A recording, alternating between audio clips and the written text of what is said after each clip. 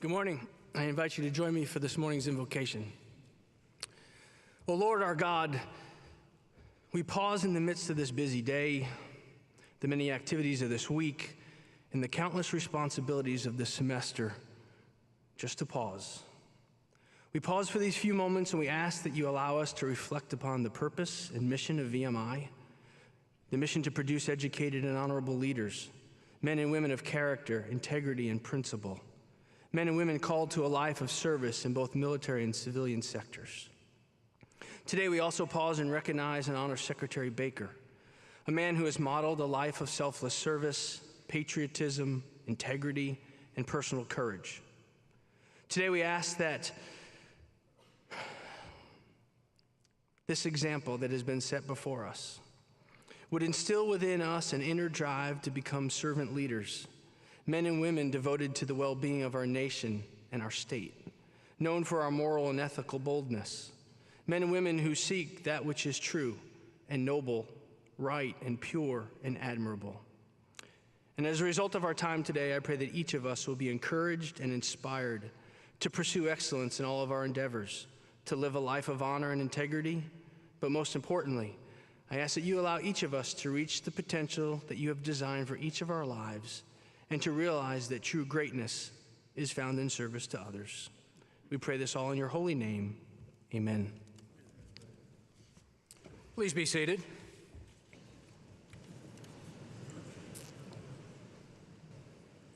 Secretary Baker, Mr. Harry Byrd, Mr. Tom Byrd, General Jumper, staff and faculty, members of the VMI Corps of Cadets, members of the VMI community, ladies and gentlemen.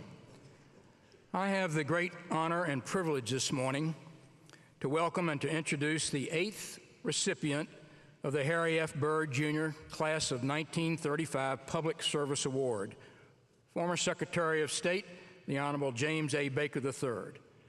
Before doing so, I would also like to recognize and ask that they briefly stand U.S. Congressman Bob Goodlatte,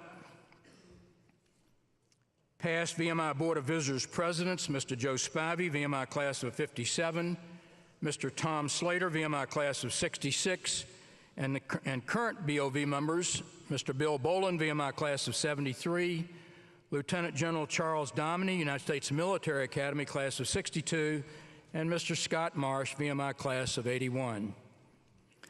Welcome to the Virginia Military Institute, the 7th Annual Leadership and Ethics Conference and this award ceremony.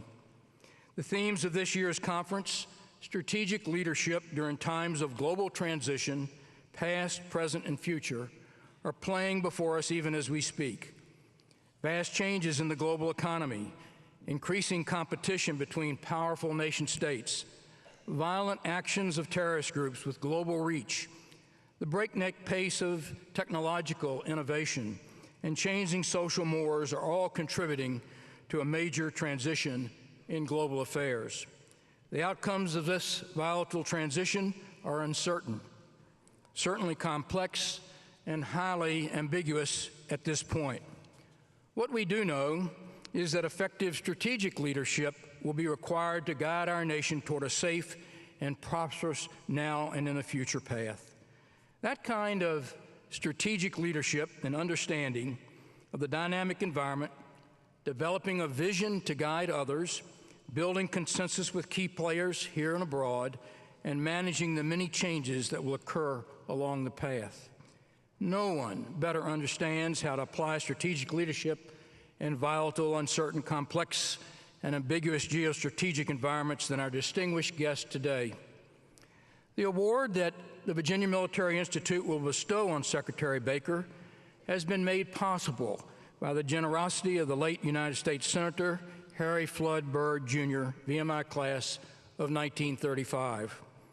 It was established to honor distinguished public servants whose careers best characterize the ideals of the Institute: selflessness, integrity, patriotism, and courage. Its first award winner was former Secretary of the Army, the Honorable John O. Marsh, who is in attendance with us today and the nation's longest-serving Secretary of the Army. He also was president of the Board of Visitors at an earlier time. Where's Mr. Marsh? Right over here.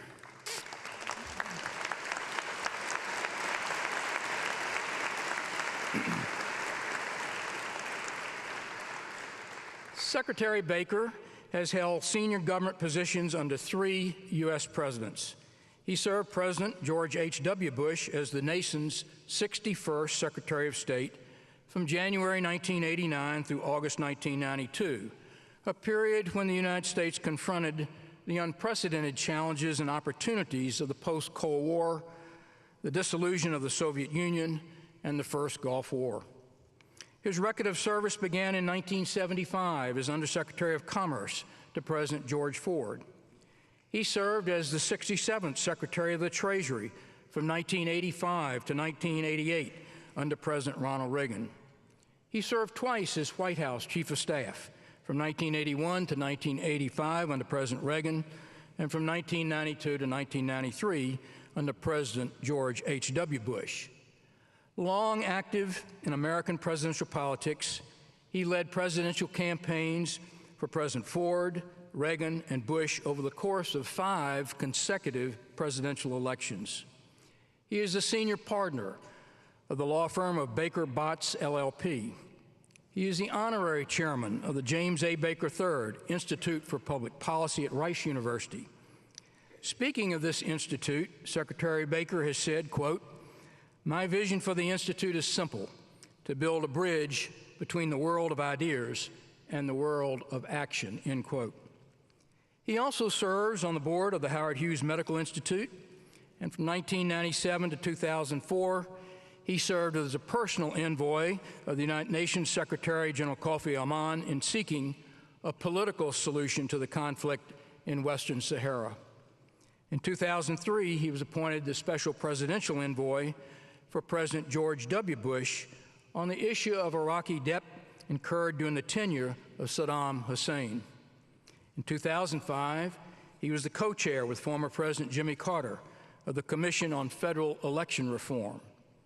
In 2006, he and former U.S. Congressman Lee H. Hamilton served as the co-chairs of the Iraq Study Group. And in 2008, he and the late Secretary of State Warren Christopher served as co-chairs of the National War Powers Commission. Secretary Baker received the Presidential Medal of Freedom in 1991 and has been the recipient of many other awards for distinguished public service. A native of Houston, Texas, Secretary Baker graduated from Princeton University in 1952 with a bachelor's degree in history. And after 2 years of active duty as a lieutenant in the United States Marine Corps, rising later to captain, United States Marine Corps Reserve, he entered the University of Texas Law School at Austin and graduated with honors in 1957. He and his wife, the former Susan Garrett, reside in Houston and have 8 children and 18 grandchildren. Please welcome Secretary Baker.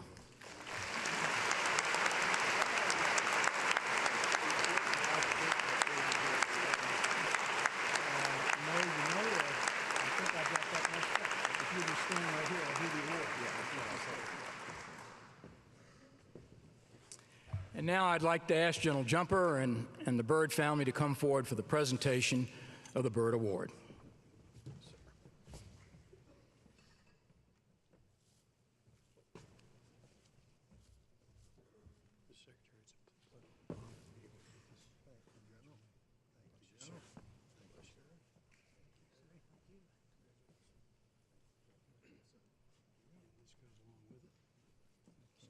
Look at here. Everybody get a picture here.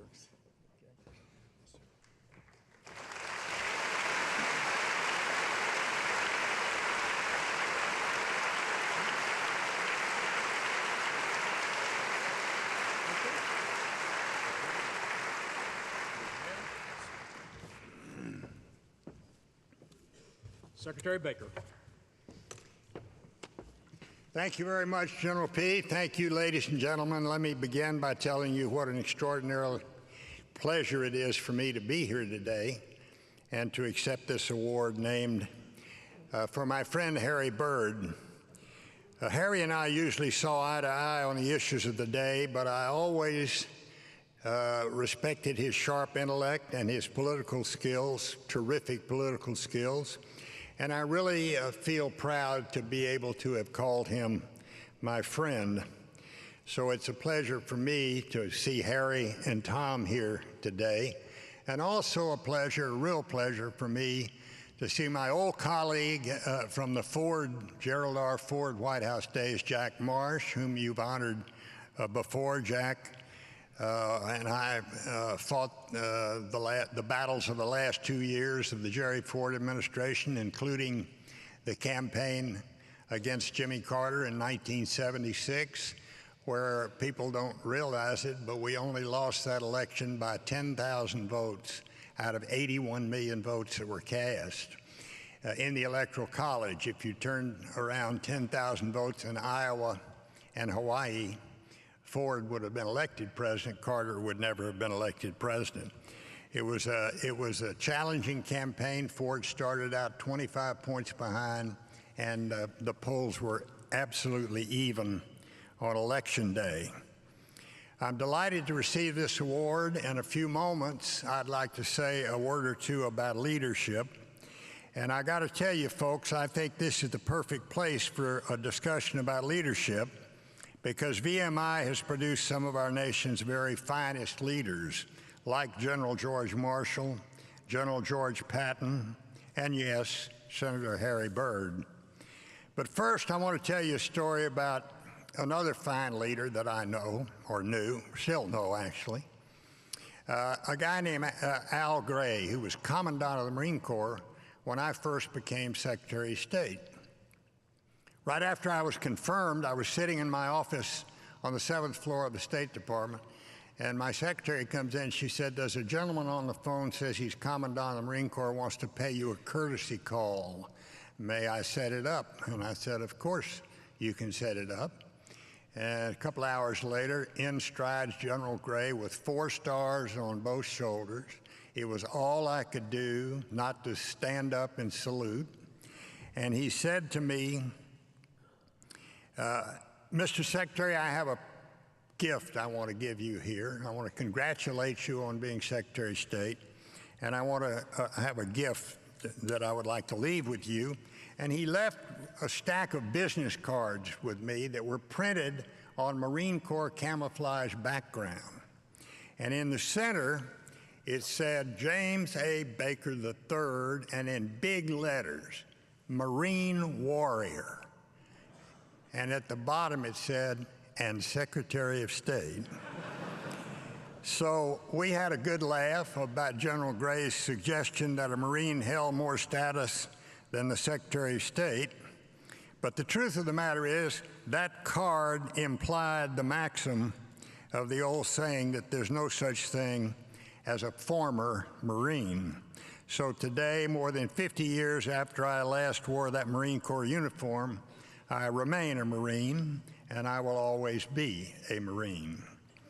Now, ladies and gentlemen, let me say I doubt seriously that there's anyone in this room who, if you are being totally honest with yourself, isn't concerned about the brand of leadership that's today being displayed in and for our nation.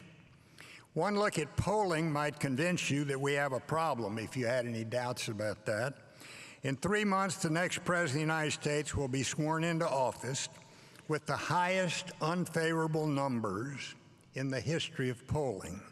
And both of the major candidates are distrusted by 3 out of every 5 voters, also records. There is similar angst among the international community as it has watched American leadership wane in recent years, creating vacuums around the globe that bad actors scramble to fill. And so it is only fitting, I think, that you've asked me to say a word or two about leadership today. But let me start at the very beginning. Exactly what is leadership? A lot of time people have difficulty defining that. The historian James McGregor Burns defined leadership as 2 things: a commitment to values and the perseverance to fight for those values. Let me repeat that. A commitment to values and the perseverance to fight for those values. I guess I would say the same thing, but in a little different words. Because leadership, I believe, is nothing more than knowing what to do and then doing it. For example, I would submit to you that leadership is Alexander Hamilton, establishing the creditworthiness of the United States by persuading the Congress to pay Revolutionary War debts that might have been avoided, legally, if not morally. Leadership is Thomas Jefferson, deciding to buy the Louisiana Territory from France, which spread our fledgling nation across this continent. Leadership is Abraham Lincoln, fighting to preserve the American Union. And leadership is George Marshall, advocating for the rebuilding of Europe in the aftermath of World War II, including America's enemies during that war. Today, I'd like to offer for your consideration two other specific and more recent examples that I think illuminate leadership. The first was provided by President Ronald Reagan, whom I was privileged to serve for 8 years after running 2 campaigns against him. I'm not sure that'll ever happen again in American politics, but I was privileged to serve this fine man for 8 years. By 1980, with memories of Vietnam and the Iranian hostage crisis fresh in our country's mind, it was really not clear in those days that the United States was willing to speak up for its interests and values, much less forcefully defend those interests and values. The Cold War had dragged on too long, many thought. Now it was time to reconsider maybe. Maybe we had overestimated the danger. Maybe we could find some sort of an accommodation. But President Reagan saw it differently and I think a lot more clearly. What then is our course? The President asked in his famous 1982 speech to the British Parliament. Must civilization perish in a hail of fiery atoms? Must freedom wither in a quiet, deadening accommodation with totalitarian evil? The answer, President Reagan said, was to simply stay the course. He said if we did, communism would fall. Communism would fail. It was destined, President Reagan said, for the ash heap of history. I remember the furor that greeted President Reagan's speech and others like it, like when he called the Soviet Union an evil empire. His critics' favorite epithet was that he was simply a shoot-from-the-lip cowboy, unmindful of the complexities of foreign policy and potentially more dangerous than the adversaries that he condemned.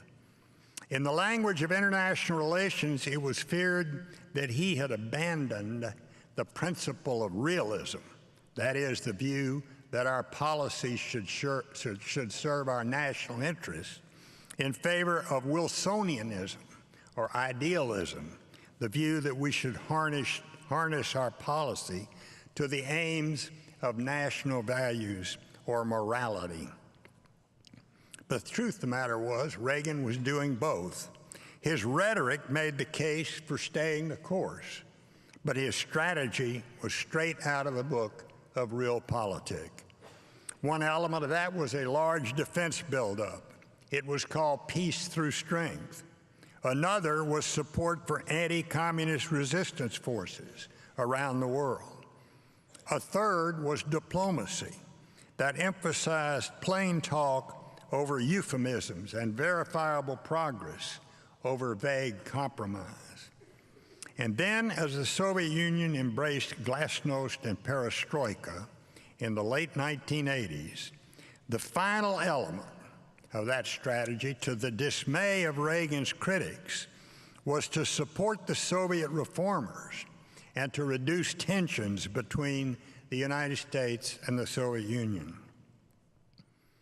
All questions about this strategy, ladies and gentlemen, were finally and fully and quite forcefully answered on November 9, 1989, because that is the date when East and West Germans took sledgehammers to the Berlin Wall and began pounding it into the ground.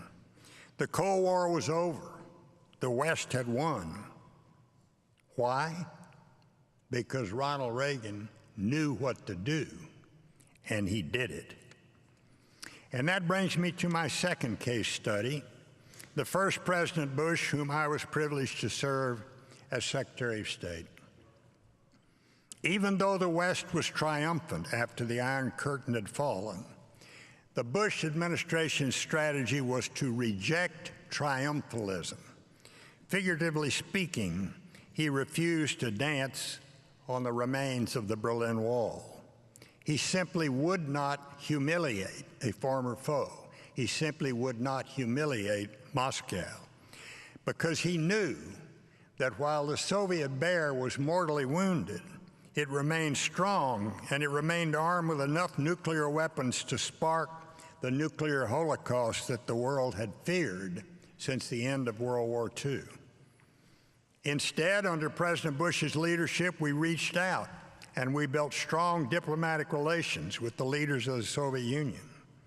Then we negotiated what we call the mother of all soft landings, freedom throughout Eastern Europe and Central Asia, the reunification of Germany as a member of NATO, and the peaceful breakup of the Soviet Union. We also struck arms control deals that greatly reduced the number of nuclear weapons that both sides had. So the Cold War ended with a whimper and not with the bang that many people had feared. And the world became safer. Why? Because George Bush knew what to do, and because he did it. Once again, ladies and gentlemen, world events call for leadership, because the challenges the next president will face are truly daunting. The Middle East is a complete mess in the aftermath of the Arab Spring. Russia is spreading its influence across the map, and China has emerged as our biggest rival on the world stage. 8 years after the Great Recession of 2008, our own countries and the world's economies remain very shaky. Meanwhile, international terrorism and climate change loom as global challenges that are going to require some global solutions. Now, I would not suggest that the United States alone, nor even a small group of developed countries, has the wherewithal to effectively address all of these and other challenges. That's going to demand the sustained cooperation of many on the international stage. But American leadership will be a critical component of coordinating the myriad of major efforts that are going to be required.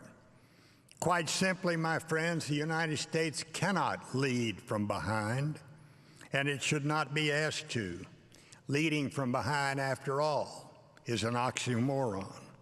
Fashionable, perhaps, in the parlors of Washington, but not in the real world of action.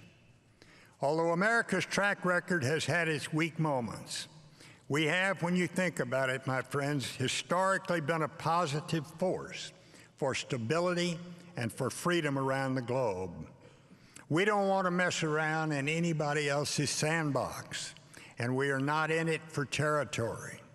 During the past century alone, we have fought 4 wars, 3 hot ones and a cold one, and we've never asked for anything but enough ground to bury our dead. We need to get back to that brand of leadership. We desperately need to get back to that brand of leadership. We need to learn to lead again, because if we do, then we can be certain that others will follow.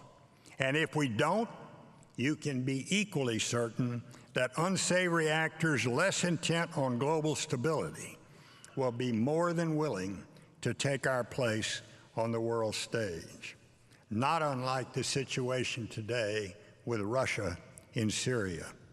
So a lot is at stake, ladies and gentlemen, because the history of the 21st century will be determined by the quality of leadership that America provides in the coming years. Thank you for this prestigious honor, and thank you for having me today.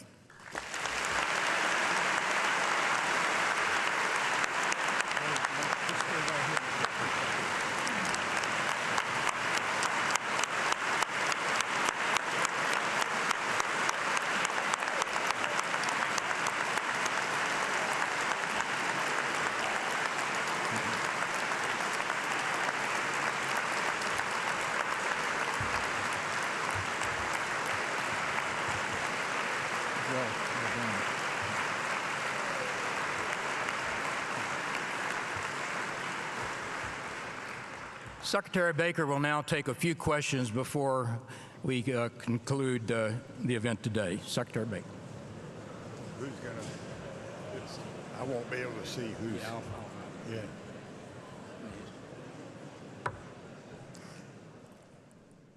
There's somebody up there. It's hard to do this in this big. Secretary Baker, you spoke of Russia and the situation there.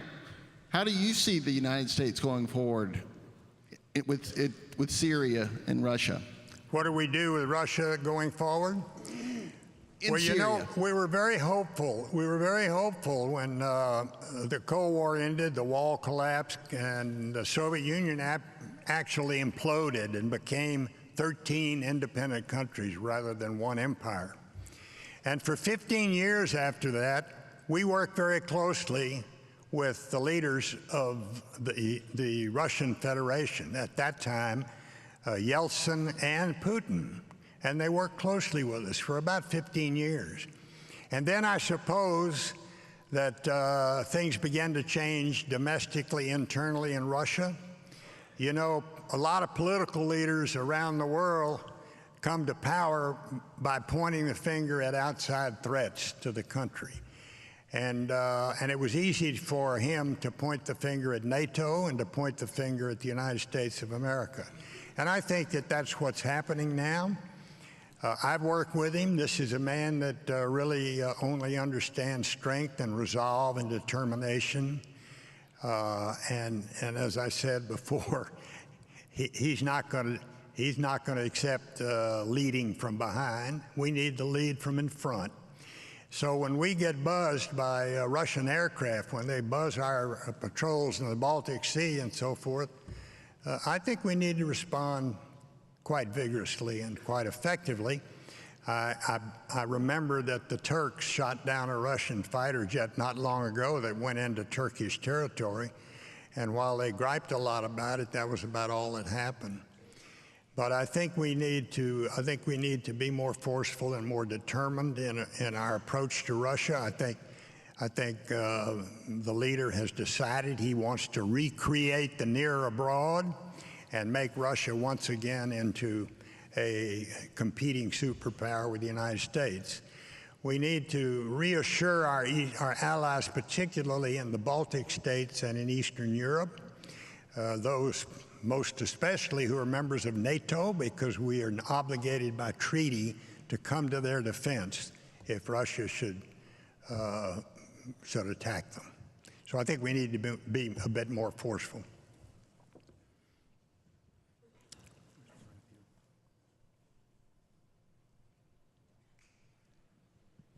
Good morning, sir. I'm Cadet Conrad.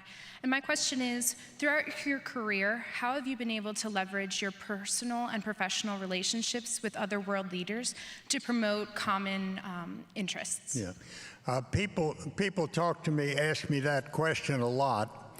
And what I say is this, it is incredibly important, particularly when you're negotiating for your country, that you have the best possible relationship you can with your interlocutor across the table. And if it's possible to develop a feeling of trust on both sides, you've got a hell of a lot better chance of reaching an agreement. That does not mean that you would ever sacrifice the interests of your country in order to establish a relationship of friendship with the other person you're negotiating with. But it certainly makes it a whole lot easier. I experienced that in my relationship with the then Soviet Foreign Minister Eduard Shevardnadze.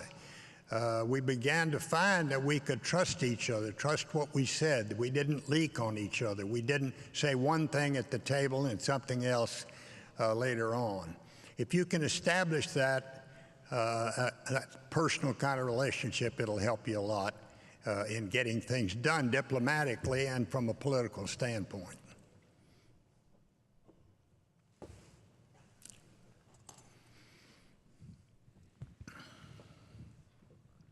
Secretary Baker, my name's Easley Moore. How do you view the implications of the proposed Trans-Pacific Partnership vis-a-vis China?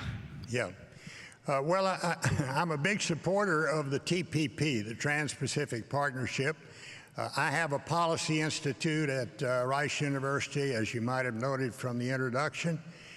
It's a very fine institute down there, and we just sponsored a program where the special trade representative of President Obama came down and talked about TPP, and we supported it. And I'm a strong believer in free trade. It has to be fair trade, of course. But I've seen it work. I negotiated the Canada-U.S. Free Trade Agreement, which was the forerunner of NAFTA. I do not agree with either of our current presidential candidates in their opposition to the TPP. The Trans-Pacific Partnership is not important only as an economic agreement. It's important as a strategic agreement, because if we are unable to get that ratified by our Congress, then China is going to accede to a lot of the elements of our leadership role in Asia. So there's a huge strategic component at stake here, which I think was pretty much the thrust of your question. And we ought to, it's regrettable, and it used to be that in this country, the left wing of the Democratic Party and the right wing of the Republican Party were solid behind free trade. So there was a consensus for free trade. Free trade generates economic activity, and that's how you create jobs, greater economic activity. So it's really important that this be gotten through the Congress. I think President Obama is going to try to do it during the lame duck session. I hope he will. I've been in conversations with his White House Chief of Staff about it, and I've told him if there's any way I can help, I want to help. It's a very important thing for the United States. Let's take one final question.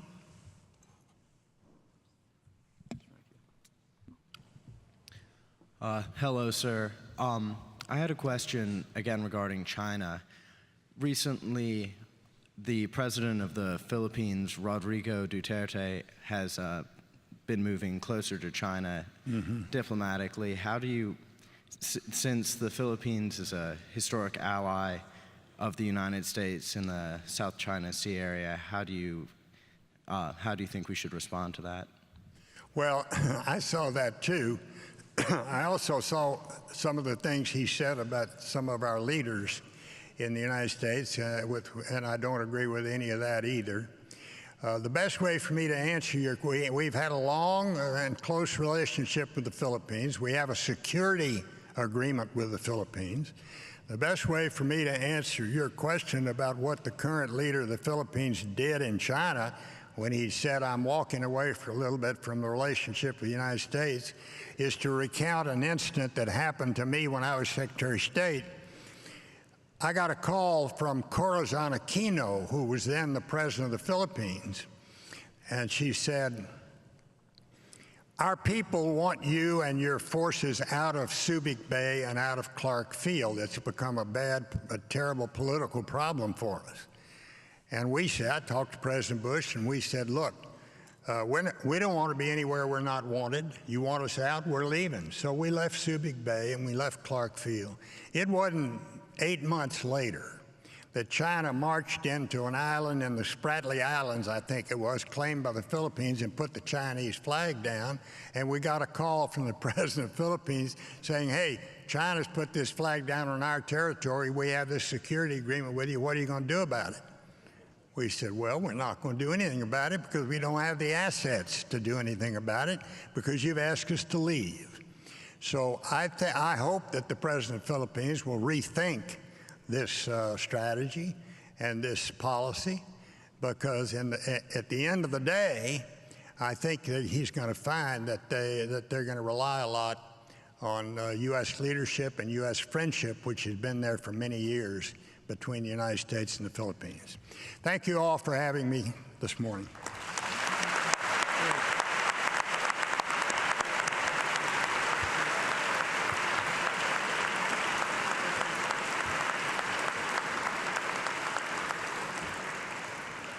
Thank you for attending today. The Corps of Cadets will honor Secretary Baker with a full dress review at 13:30, 1:30 p.m. this afternoon.